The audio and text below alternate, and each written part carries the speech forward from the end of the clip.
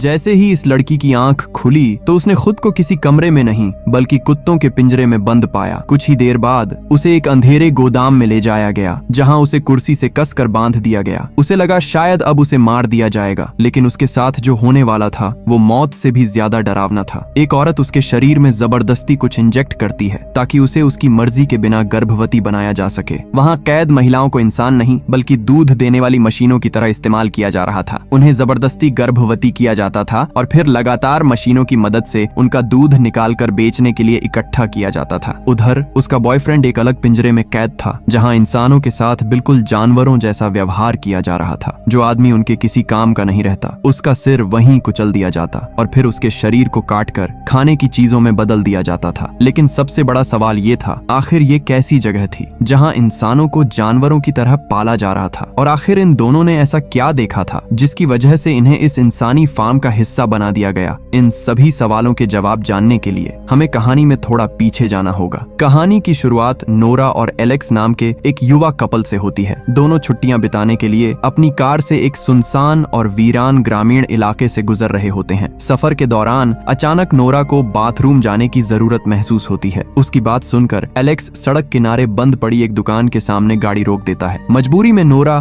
दुकान के पीछे चली जाती है। वहां पहुंचते ही उसकी नजर एक बटुए और कुछ पुराने कपड़ों पर पड़ती है। ये सामान किसका है उसे बिल्कुल पता नहीं होता। बिना ज्यादा ध्यान दिए वह पास में पड़े एक नीले तिरपाल के किनारे बैठ जाती है। तभी उसकी नजर बिल्कुल पास पड़ी इंसान की सूखी हुई खोपड़ी पर जाती है। ये देखकर वह कुछ पल के लिए घबरा जरूर जाती है, लेकिन खुद को समझाकर वापस कार में आ जाती है। गाड़ी में बैठते ही वह एलेक्स को वहां मिली अजीब चीजों के बारे में बताती है, लेकिन एलेक्स उसकी बात को ज्यादा गंभीरता से नहीं लेता। वह कहता है कि शायद किसी ने अपना सामान वहीं छोड़ दिया होगा। इसके बाद दोनों फिर से अपनी यात्रा पर निकल पड़ते हैं। कुछ देर बाद रास्ते में उनकी मुलाकात एक बुजुर्ग महिला से होती है जिसकी गाड़ी खराब होकर सड़क किनारे खड़ी होती है। एलेक्स उसकी मदद करने के लिए रुकना चाहता है, लेकिन वह महिला उल्टा नोरा के साथ बदतमीजी से पेश आती है। माहौल असहज होता देख दोनों बिना समय गंवाए वहां से निकल जाने का फैसला करते हैं और उस महिला को वहीं छोड़ देते हैं। कुछ और आगे बढ़ने के बाद दोनों को तेज भूख लगने लगती है, इसलिए वे खाना खाने के लिए रास्ते में पड़ने वाले एक छोटे से रेस्टोरेंट में रुक जाते हैं। ऑर्डर देने के बाद दोनों अपने खाने का इंतजार करने लगते हैं। तभी एलेक्स की नजर कमरे के एक कोने में बैठे एक आदमी पर पड़ती है जो लगातार बिना पलक झपकाए उन्हें घूरे जा रहा होता है। यह देखकर एलेक्स को गुस्सा तो आता है, लेकिन वह किसी झंझट में पड़ने के बजाय उसे नजरअंदाज करता है और अपना बर्गर खाने लगता है। खाना खत्म होने के बाद जैसे ही नोरा और एलेक्स बाहर निकलने लगते हैं तभी वह रहस्यमय आदमी अचानक उनके सामने आ जाता है। वह बिना कुछ सोचे नोरा का हाथ पकड़ लेता है और उससे ऐसी बात कहता है जिससे पल भर में माहौल बेहद तनावपूर्ण हो जाता है। दोनों किसी तरह वहां से निकलते हैं और फिर अपनी यात्रा जारी रखते हैं। कुछ दूर जाने के बाद उन्हें एहसास होता है कि उनकी कार का पेट्रोल लगभग खत्म होने वाला है। मजबूरी में वे पास के एक पेट्रोल पंप पर रुकते हैं। बिल चुकाते समय एलेक्स वहां काम करने वाले कर्मचारी एंड्रयू से पूछता है कि क्या आसपास रात बिताने के लिए कोई जगह है। एंड्रयू बताता है कि ज्यादा दूर नहीं, एक ठहरने की जगह है और उसका किराया भी काफी सस्ता है। बिल देने के बाद दोनों वापस अपनी कार में बैठते हैं और वहां से निकल जाते हैं, लेकिन उन्हें बिल्कुल भी अंदाजा नहीं होता कि एंड्रयू शीशे के पीछे खड़ा उन्हें जाते हुए गौर से देख रहा है, मानो उसने उनके बारे में कुछ खास नोटिस किया हो। रास्ते में एलेक्स फैसला करता है कि वे एंड्रयू द्वारा बताई गई उसी जगह पर रुकेंगे, क्योंकि लगातार ड्राइव करते करते वह काफी थक चुका था। लेकिन नोरा इस बात को लेकर सहज नहीं थी। उसके मन में अजीब सी बेचैनी थी। उसे लग रहा था कि शायद वह जगह वैसी नहीं होगी जैसी दिख रही है और वहां रुकना ठीक नहीं होगा। एलेक्स उसे समझाता है कि अगर वह बिना आराम किए इसी तरह गाड़ी चलाता रहा तो दुर्घटना होने का खतरा बढ़ जाएगा। काफी देर तक समझाने के बाद आखिरकार नोरा उसकी बात मान जाती है और वहां रुकने के लिए तैयार हो जाती है। लेकिन जैसे ही वे उस सुनसान ठहरने की जगह पर पहुंचते हैं, नोरा के मन में एक अजीब सी घबराहट पैदा होने लगती है। वह जगह बाहर से जितनी सुनसान दिख रही थी, अंदर से उससे भी ज्यादा डरावनी महसूस हो रही थी। नोरा की घबराहट देखकर एलेक्स उसे समझाने की कोशिश करता है। वह कहता है कि शायद वह बेवजह ज्यादा सोच रही है। आखिर आंगन में इतनी सारी गाड़ियां खड़ी हैं, इसका मतलब यहाँ और लोग भी ठहरे हुए होंगे। लेकिन जैसे ही दोनों अंदर कदम रखते हैं, उनका ये भ्रम पल भर में टूट जाता है। पूरे भवन में अजीब सी खामोशी पसरी हुई थी। वहाँ एक भी मेहमान दिखाई नहीं देता। चारों तरफ धूल जमी थी और डाइनिंग टेबल पर गंदी प्लेटों का ढेर लगा हुआ था। ऐसा लग रहा था जैसे कुछ ही देर पहले यहाँ बहुत सारे लोग खाना खाकर अचानक गायब हो गए हों। जिज्ञासा में दोनों ऊपर की मंजिल पर जाने लगते हैं, लेकिन तभी अचानक एक केयरटेकर उनके सामने आ खड़ा होता है। उसके अचानक सामने आने से दोनों बुरी तरह चौंक जाते हैं। केयरटेकर का चेहरा भी काफी अजीब और डरावना था, जिसे देखकर नोरा की बेचैनी और बढ़ जाती है। इसके बावजूद एलेक्स वहीं रुकने का फैसला करता है। इसके बाद केयरटेकर उन्हें उनका कमरा दिखाने ले जाता है। कमरे के अंदर पहुंचते ही दोनों फिर से हैरान रह जाते हैं। वह किसी सामान्य होटल के कमरे जैसा बिल्कुल नहीं था। वहां एक या दो नहीं बल्कि कई बिस्तर एक साथ लगे हुए थे। उनकी हैरानी देखकर केयरटेकर समझाता है कि पहले यह इमारत स्काउट बच्चों के ठहरने के लिए इस्तेमाल होती थी, लेकिन अब यहाँ बहुत कम लोग आते हैं, इसलिए इसे आम यात्रियों के लिए खोल दिया गया है। केयरटेकर के जाते ही नोरा अपनी नाराजगी जाहिर करती है। वह एलेक्स से कहती है कि शुरू से ही उसे इस जगह पर शक था और उसका अंदाजा बिल्कुल सही निकला। यह ठहरने की जगह बिल्कुल भी अच्छी नहीं है। उन्हें पता भी नहीं चलता कि उसी कमरे के एक बिस्तर पर खून के धब्बे भी लगे हुए हैं, लेकिन अब काफी रात हो चुकी थी और उनके पास कोई दूसरा विकल्प भी नहीं था, इसलिए दोनों हाथ मुंह धोकर किसी तरह सोने की कोशिश करते हैं। रात के दौरान जब दोनों गहरी नींद में सो रहे होते हैं, उन्हें जरा भी एहसास नहीं होता कि एक आदमी पिंजरे के पीछे छिपकर उन्हें लगातार देख रहा है। उसने बकरी के सिर जैसा डरावना मुखौटा पहन रखा होता है और बिना कोई आवाज किए उन पर नजरें टिकाए रहता है। कुछ समय बाद जब नोरा की आंख खुलती है तो वह खुद को एक कुत्ते के पिंजरे में बंद पाती है। उसके साथ बिल्कुल किसी जानवर जैसा व्यवहार किया जा रहा था। घबराकर वह जोर जोर से चीखने लगती है और पूरी ताकत से पिंजरे से बाहर निकलने की कोशिश करती है, लेकिन उसकी आवाज सुनते ही गाय और बकरी के सिर वाले मुखौटे पहने दो रहस्यमय लोग वहां पहुंच जाते हैं। वे बिना किसी रहम के उसके पास आते हैं और उसे दोबारा बेहोश कर देते हैं। इसके बाद नोरा को एक पुराने, अंधेरे और गंदे गोदाम में ले जाया जाता है। वहां उसे एक कुर्सी पर कसकर बांध दिया जाता है और उसके पैरों को जबरदस्ती फैलाकर स्थिर कर दिया जाता है। जब उसे होश आता है तो सामने खरगोश का मुखौटा पहने एक महिला खड़ी दिखाई देती है। बिना कुछ कहे वह महिला नोरा के शरीर में एक तरल पदार्थ इंजेक्ट कर देती है। तेज दर्द की वजह से नोरा जोर से चीख उठती है। वह तरल बेहद गर्म और असहनीय था, लेकिन इससे भी ज्यादा डरावनी बात यह थी कि वह असल में पुरुषों का वीर्य था, जिसका इस्तेमाल उसे जबरदस्ती गर्भवती करने के लिए किया जा रहा था। कुछ देर बाद मुखौटा पहने वही दो लोग फिर से गोदाम में आते हैं। वे नोरा को कुर्सी से घसीटते हुए उठाते हैं और एक लोहे के पिंजरे में बंद कर देते हैं। रास्ते में नोरा देखती है कि मुखौटे पहने कई लोग बिल्कुल सामान्य जिंदगी जी रहे हैं और अपने रोजमर्रा के कामों में लगे हुए हैं। ऊपर से देखने पर वह जगह किसी साधारण गांव जैसी लगती है, लेकिन अगले ही पल सब कुछ और भी भयानक हो जाता है जब उसकी आंखों के सामने एक आदमी को फांसी देकर मार दिया जाता है। और आखिरकार कहानी हमें ठीक उसी खौफनाक जगह तक ले आई थी जिसकी झलक हमने शुरुआत में देखी थी। वही बेबस नोरा, वही लोहे का पिंजरा और वही डरावनी जगह जहां इंसानों को इंसान नहीं बल्कि जानवर समझा जाता था। लेकिन अभी तक नोरा को भी नहीं पता था कि इस फार्म में उसके साथ आखिर होने क्या वाला है। इसके बाद नोरा के पिंजरे को एक बड़ी इमारत के अंदर ले जाया जाता है। तभी उसे समझ आता है कि उसे इंसानों के लिए बनाए गए एक फार्म में लाया गया है। अंदर पहुंचने के बाद उसके पिंजरे का दरवाजा बाहर से मजबूती से बंद कर दिया जाता है। दूसरी तरफ अब कहानी एलेक्स की ओर बढ़ती है। उसे होश आता है तो वह खुद को एक पिंजरे में जकड़ा हुआ पाता है। उसके शरीर के सारे कपड़े उतार दिए गए थे। जब वह चारों तरफ नजर दौड़ाता है तो देखता है कि उसकी तरह कई और लोगों को भी उसी हालत में कैद करके रखा गया है। धीरे धीरे उसे एहसास होता है कि यह पूरा फार्म दो हिस्सों में बंटा हुआ था। एक हिस्सा महिलाओं के लिए था, जबकि दूसरे हिस्से में एलेक्स जैसे पुरुषों को कैद करके रखा जाता था। कुछ ही मिनट बाद मुखौटे पहने 3 लोग वहां पहुंचते हैं। वे बिना किसी चेतावनी के एक कैदी के पास जाते हैं और बड़ी बेरहमी से उसका सिर कुचल देते हैं। ये खौफनाक मंजर देखकर एलेक्स बुरी तरह घबरा जाता है। वह डर के मारे अपना आपा खो बैठता है और जोर जोर से छटपटाने लगता है, लेकिन उसकी यही हरकत उसे उन लोगों का अगला शिकार बना देती है। कुछ ही पलों बाद वे मुखौटा पहने लोग उसके सामने आ खड़े होते हैं। उनमें से एक भारी हथियार उठाता है और उसी बेरहमी से एलेक्स का भी सिर कुचल देता है। इस तरह उसकी दर्दनाक मौत हो जाती है। एलेक्स के मारे जाने के बाद बाकी कैदियों को एक ऐसे कमरे में ले जाया जाता है जहां इंसानों के शरीरों को बिल्कुल जानवरों के मांस की तरह काट कर प्रोसेस किया जाता था। इस प्रक्रिया की शुरुआत से पहले कैदियों के पास मौजूद हर कीमती चीज छीन ली जाती है। उनकी घड़ियां, पर्स, अंगूठियां और बाकी सारा सामान इकट्ठा कर लिया जाता है। इसके बाद सुअर का मुखौटा पहने एक आदमी को प्लास्टिक का एक बड़ा बैग दिया जाता है। पहली नजर में वह किसी सामान्य कचरे का बैग लगता है, लेकिन उसके अंदर इंसानी शरीर के कटे हुए हिस्से भरे होते हैं। वह आदमी उस बैग को ऐसे उठाकर बाहर चला जाता है जैसे यह उसके लिए रोजमर्रा का काम हो। सबसे डरावनी बात यह थी कि गांव के लोग भी यह सब देखकर कोई प्रतिक्रिया नहीं देते। ऐसा लगता था मानो इंसानों की इस तरह की हत्या और उनके शरीर के टुकड़े देखना उनके लिए बिल्कुल सामान्य बात हो। कुछ देर बाद वही सुअर का मुखौटा पहने आदमी अपने एक साथी के साथ मिलकर नए पकड़े गए कैदियों से भरे पिंजरे को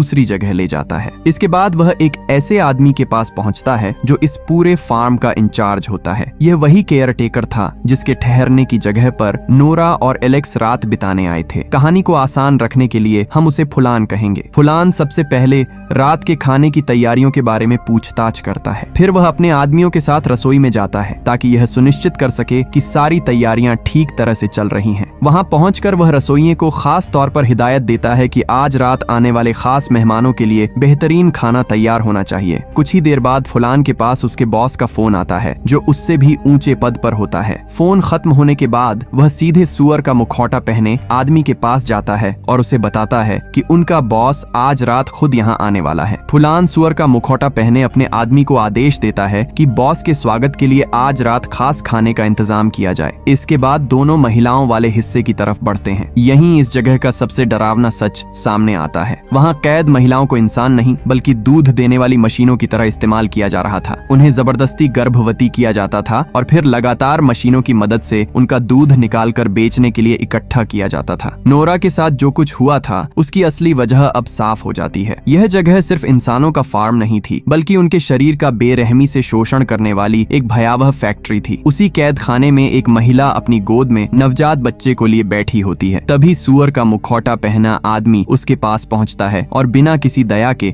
बच्चे को उसकी माँ की गोद से छीन लेता है। वह उसे उठाकर वजन मापने वाली मेज पर रख देता है। वजन करने की यह प्रक्रिया खत्म होते ही उस मासूम बच्चे को तुरंत मार दिया जाता है। फिर उसके छोटे से शरीर को ऐसे कूड़ेदान में फेंक दिया जाता है मानो उसकी कोई कीमत ही ना हो। अपनी आंखों के सामने यह सब देखकर वह माँ सिर्फ खामोशी से रोती रह जाती है। उस क्रूर व्यवस्था के सामने वह पूरी तरह लाचार थी और अपने बच्चे के लिए कुछ भी नहीं कर सकती थी। इसके बाद फुलान अपने आदमियों को आदेश देता है कि जितना भी दूध इकट्ठा किया गया है उसे रसोई में पहुंचा दिया जाए ताकि रात के खाने की तैयारी शुरू की जा सके। उनके जाते ही पेट्रोल पंप पर काम करने वाला वही कर्मचारी एंड्रयू वहां आता है। वह चुपचाप कमरे में घुसता है, दूध की एक बोतल उठाता है और गुस्से में एक ही सांस में उसे पी जाता है। लेकिन अगले ही पल उसका व्यवहार पूरी तरह बदल जाता है। वह अचानक बेकाबू होकर वहां कैद महिलाओं पर बिना किसी वजह के चिल्लाने और उन्हें गालियां देने लगता है। उसका यह अजीब व्यवहार वहां का माहौल और भी ज्यादा डरावना बना देता है। इसके बाद कहानी फिर से फुलान और सुअर का मुखौटा पहने उसके साथी की तरफ लौटती है। तभी फुलान के पास एक ग्राहक का फोन आता है। वह शिकायत करता है कि पिछली बार जो खाना उसके पास भेजा गया था उसमें इंसान का एक दांत निकल आया था। यह शिकायत सुनते ही फुलान का चेहरा गुस्से और चिंता से भर जाता है क्योंकि इतनी बड़ी गलती उनके पूरे राज को दुनिया के सामने ला सकती थी। तभी अचानक बकरी का मुखौटा पहने एक आदमी घबराया हुआ उनके पास दौड़ कर आता है। वह फुलान और सुअर का मुखौटा पहने उसके साथी से कहता है कि वे तुरंत महिलाओं वाले हिस्से में चलें क्योंकि वहाँ कुछ गड़बड़ हो गई है। जैसे ही वे पिंजरे के पास पहुँचते हैं उनके होश उड़ जाते हैं। वहाँ एक महिला की लाश पड़ी होती है जिसके शरीर में लकड़ी का एक नुकीला टुकड़ा ढंसा हुआ था। उस लकड़ी पर एक नाम खुदा हुआ था, एंड्रयू। यह नाम देखते ही फुलान बिना किसी शक के समझ जाता है कि यह काम उसी पेट्रोल पंप वाले कर्मचारी एंड्रयू ने किया है। वह एक पल भी बर्बाद नहीं करता और तुरंत अपने 2 आदमियों को आदेश देता है कि एंड्रयू को जहां भी मिले पकड़कर उसके सामने लाया जाए। दूसरी तरफ अपने पिंजरे में बंद नोरा की नजर बगल वाले पिंजरे पर पड़ती है। वहां एक और महिला कैद होती है। नोरा धीरे धीरे उससे बात करने की कोशिश करती है। बातचीत के दौरान उसे पता चलता है कि उस महिला ने यहाँ से भागने की कई बार कोशिश की थी लेकिन हर बार नाकाम रही। इस जगह से बच निकलने की उम्मीद लगभग नामुमकिन थी। कुछ देर बाद नोरा की उस महिला से ठीक से पहचान होती है। उसका नाम एस्ले था। उसकी हालत इतनी कमजोर और दर्दनाक थी कि उसे देखकर नोरा का दिल भर आता है। तभी वह मन ही मन फैसला करती है कि अगर उसे यहाँ से निकलने का मौका मिला तो वह सिर्फ खुद नहीं भागेगी, वह एस्ले को भी अपने साथ ले जाएगी बल्कि इस नर्क में कैद हर महिला को आजाद कराने की पूरी कोशिश करेगी। उधर कहानी फिर से बकरी का मुखौटा पहने उस आदमी की तरफ बढ़ती है जिसे एंड्रयू की तलाश में भेजा गया था। काफी देर ढूंढने के बाद आखिरकार उसे एंड्रयू मिल जाता है लेकिन वह जो देखता है उसे देखकर उसके भी होश उड़ जाते हैं। एंड्रयू इंसान के कटे हुए सिर को पेड़ों की पत्तियां खिला रहा होता है। यह साफ था कि उसका मानसिक संतुलन पूरी तरह बिगड़ चुका था। बकरी का मुखौटा पहने आदमी तुरंत एंड्रयू को पकड़कर घसीटते हुए फुलान के सामने ले आता है। जैसे ही फुलान को पता चलता है कि एंड्रयू ने उसी महिला की हत्या की है जो कई सालों से इस फार्म के लिए सबसे ज्यादा मांग का दूध देती आ रही थी, वह गुस्से से आग बबूला हो उठता है। फुलान का गुस्सा इसलिए और बढ़ जाता है क्योंकि एंड्रयू ने उनके पूरे सिस्टम के सबसे अहम स्रोतों में से एक को खत्म कर दिया था। सजा के तौर पर वह एंड्रयू को कैद किए गए पुरुषों को खाना खिलाने की जिम्मेदारी सौंप देता है। उसकी निगरानी के लिए सुअर का मुखौटा पहने एक आदमी भी उसके साथ भेजा जाता है लेकिन खाना बांटते समय एंड्रयू पहले से भी ज्यादा बेचैन दिखाई देता है। अचानक उसके हाथ से खाने की बाल्टी गिर जाती है और अगले ही पल वह वहां से भाग खड़ा होता है। सुअर का मुखौटा पहने आदमी उसे पकड़ने के लिए उसके पीछे दौड़ता है, लेकिन कुछ देर बाद एंड्रयू हाथ में कुछ पौधे लिए खुद ही वापस फुलान के पास लौट आता है। हैरानी की बात यह थी कि इस बार फुलान उस पर बिल्कुल भी गुस्सा नहीं करता। ऐसा लगता था मानो वह एंड्रयू की बिगड़ी हुई मानसिक हालत के आगे पूरी तरह हार मान चुका हो। इसके बाद फुलान एक नया आदेश देता है। वह सुअर का मुखौटा पहने आदमी से कहता है कि जो महिलाएं अब उनके किसी काम की नहीं रहीं, उन्हें खत्म कर दिया जाए। आदेश मिलते ही वह अपने 2 साथियों के साथ महिलाओं वाले पिंजरों की तरफ बढ़ता है। यह देखकर नोरा का दिल बैठ जाता है। उसकी आंखों के सामने उसी महिला को जिससे वह कुछ देर पहले बात कर रही थी और जो अब दूध देने के लायक नहीं बची थी, पिंजरे से घसीट कर बाहर निकाला जाता है और बेरहमी से मार दिया जाता है। उसकी मौत के बाद उसके शरीर को सीधे उस कमरे में ले जाया जाता है जहां इंसानों के शरीर को काटकर खाने लायक उत्पादों में बदला जाता था। अपनी आंखों के सामने यह भयानक नरसंहार देखकर नोरा सदमे में चली जाती है। डर के मारे उसकी सांसें तक तेज हो जाती हैं और वह लगभग बेहोश होने ही वाली होती है। लेकिन तभी अचानक कोई उसके सामने आकर खड़ा हो जाता है। वह एलेक्स था। नोरा उसे जिंदा देखकर यकीन ही नहीं कर पाती। दरअसल एलेक्स किसी तरह पहले हुए कत्लेआम से बच निकलने में कामयाब हो गया था। वह बिना एक पल गंवाए नोरा के पिंजरे का ताला खोलता है और उससे तुरंत उसके साथ भागने के लिए कहता है। दोनों पूरी ताकत से फार्म से बाहर की तरफ दौड़ पड़ते हैं। भागते भागते उन्हें एक ट्रक दिखाई देता है। उन्हें लगता है कि शायद इसी की मदद से वे वहां से निकल जाएंगे, लेकिन बदकिस्मती से ट्रक खराब होता है और किसी भी तरह स्टार्ट नहीं होता। अब उनके पास भागते रहने के अलावा कोई और रास्ता नहीं बचता। आखिरकार वे दौड़ते दौड़ते एक पुराने चर्च में पहुंच जाते हैं और वहीं छिप जाते हैं, लेकिन उनकी किस्मत अब भी उनका साथ नहीं देती। कुछ ही देर बाद एक मुखौटा पहने आदमी को उनके पैरों के निशान मिल जाते हैं। ये समझते ही कि उनका पीछा किया जा रहा है, नोरा और एलेक्स फिर से अपनी जान बचाने के लिए दौड़ पड़ते हैं। वे उन बेरहम मुखौटा पहने शिकारियों से बचने के लिए अपनी पूरी ताकत लगा देते हैं, लेकिन उनकी यह भाग दौड़ ज्यादा देर तक नहीं चल पाती। जंगल के बीच से भागते हुए अचानक एलेक्स का पैर जमीन में छिपे भालू पकड़ने वाले लोहे के जाल में फंस जाता है। जाल के नुकीले दांत उसके पैर को इतनी जोर से जकड़ लेते हैं कि वह दर्द से चीखता हुआ जमीन पर गिर पड़ता है। चोट इतनी गंभीर होती है कि उसके लिए दोबारा खड़ा होना तक नामुमकिन हो जाता है। दौड़कर बच निकलना तो बहुत दूर की बात थी। नोरा घबराकर पूरी ताकत से उस जाल को खोलने की कोशिश करती है, लेकिन एलेक्स समझ चुका होता है कि अब बच निकलना उसके बस में नहीं है। वह नोरा से कहता है कि वह अपनी जान बचाकर वहां से भाग जाए। मजबूरी में नोरा भारी मन से उसे वहीं छोड़ देती है और अकेली आगे बढ़ जाती है। कुछ ही पलों बाद मुखौटा पहने फार्म के लोग वहां पहुंच जाते हैं। बेबस पड़े एलेक्स के पास आते ही वे बिना किसी दया के एक बड़ा पत्थर उठाते हैं और उसी से उसका सिर कुचलकर उसकी बेरहमी से हत्या कर देते हैं। दूसरी तरफ नोरा